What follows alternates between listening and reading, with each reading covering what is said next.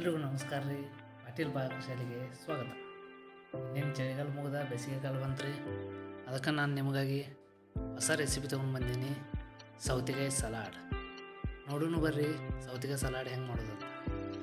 ಮೊದಲು ಸೌತೆಕಾಯಿ ಯಾರದ್ದು ತೊಗೋರಿ, ನಿಮ್ಗೆ ಬೇಕಷ್ಟು ತೊಗೋರಿ. ಒಂದು ಬೇಕಾದ್ರೆ ಒಂದು ತೊಗೋದ್ರಿ, ಬೇಕಾದ್ರೆ ಎರಡು ತೊಗೋರಿ.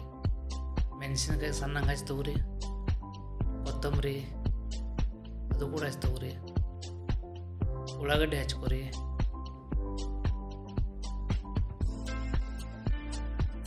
ಮೆಣಸಿನ್ಕಾಯಿ ಬೇಕಾದ್ರೆ ನಿಮ್ಗೆ ಹೆಚ್ಚು ಬೇಕಾದ್ರೆ ಹೆಚ್ಚು ಹಾಕ್ರಿ, ಇಲ್ಲಾಂದ್ರೆ ಕಡಿಮೆ ಹಾಕ್ರಿ.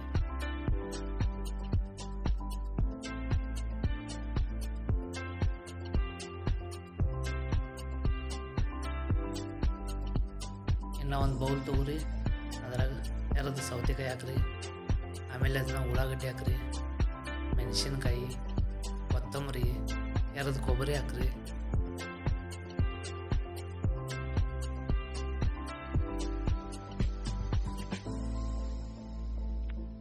ಶೇಂಗಾ ಪುಡಿ ಹಾಕ್ರಿ.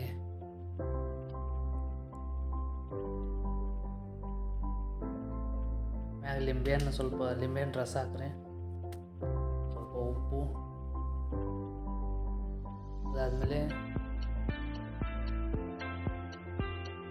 ಹಸಿ ಕೊಬ್ಬರಿ ಸ್ವಲ್ಪ ಹರಿದ ಅದನ್ನು ಹಾಕಿಬಿಡ್ರಿ. ಇದಾದ್ಮೇಲೆ ಎಲ್ಲ ಮಿಕ್ಸ್ ಮಾಡಿಬಿಡ್ರಿ. ಚೆನ್ನಾಗಿ ಮಿಕ್ಸ್ ಮಾಡ್ಕೊರಿ. ಅದ್ರ ಮೇಲೆ ಸ್ವಲ್ಪ ದಾಳಂಬ್ರಿ ಬೀಜವನ್ನು ಹಾಕಿಬಿಡ್ರಿ.